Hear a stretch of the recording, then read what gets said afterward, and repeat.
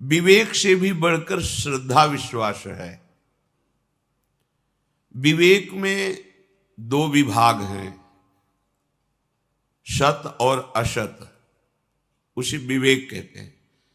पर विश्वास में दो विभाग नहीं है, विश्वास में एक ही है, मेरे प्रभु हैं। विवेक लगाने की जरूरत नहीं।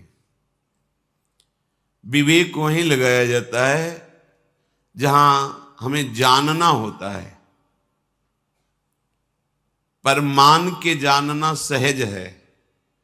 प्रायः जानकर मानने की चेष्टा में जन्म के जन्म व्यतीत हो जाते हैं, क्योंकि सोई जाने ही जेहि देहु जनाई।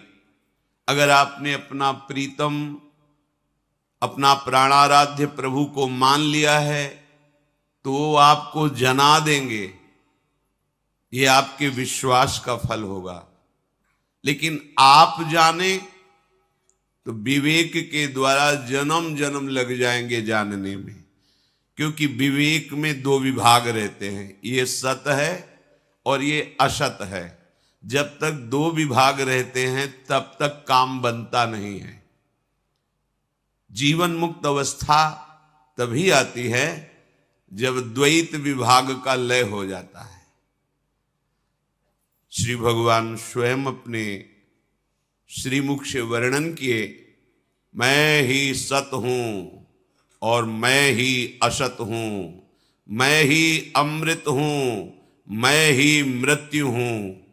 फिर क्या विवेक लगाने की जरूरत है? मेरे प्यारे ने अपना परिचय दे दिया, दे रहे हैं, आगे वो और बता देंगे, बस मुझे विश्वास की जरूरत है।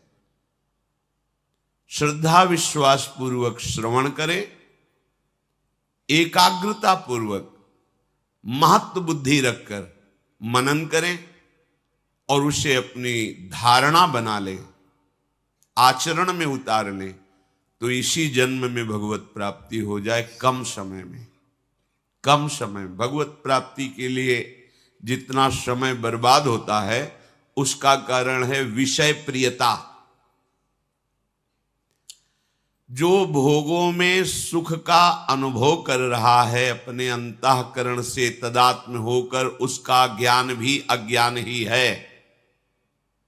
चाहे जितना ज्ञान लक्ष्यदार भाषण हो, वो अज्ञान ही है। जिसको किसी नवीन भोग भोगने की इच्छा है, लोक लोकांतर के सुखों का आकर्षण है, तो चाहे जो भी ज्ञान वर्णन करे वो अज्ञानी ही है।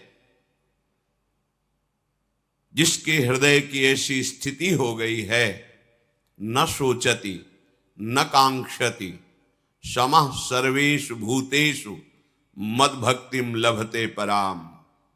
ना कोई सोच रह गई है, ना कोई चाह रह गई है, एकमात्र परम तत्व सर्वत्र विराजमान। बस ये भक्ति का परम लाभ उसे प्राप्त हुआ। इसे ही पराभक्ति कहते हैं। जब तक हमारे हृदय में भोगों के प्रति आकर्षण है तब तक अहंकार है। अहंकार है तब तक काम कुछ भी नहीं बना अध्यात्म का। इसीलिए बहुत दैन्य होकर भगवत परायण उपासक जन निरंतर अपने आप को प्रतिपल समर्पित किए हुए भी समर्पित करते रहते हैं। प्रतिपल समर्पित हुए भी समर्पित करते रहते हैं। तब उनके हृदय में बोध होता है सब कुछ श्री भगवान हैं। ये अंतिम बात है, ये अध्यात्म की पूर्णता की बात है। यहां से प्रेम मार्ग प्रारंभ होता है। ये शांत भाव है। अब द्वंद्वों से वो पराभव को प्राप्त नहीं होगा।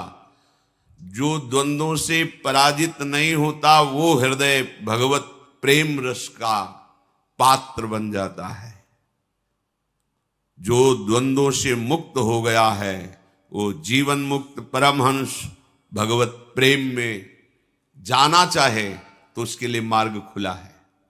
अगर मोक्ष पदवी स्वीकार करना चाहे तो जीते जी वो मुक्त हो गया। ये भगवत मार्ग है, ये अध्यात्म मार्ग है। ये अंतिम अध्यात्म की ऊंचाई है। ना कोई जड़ है, ना कोई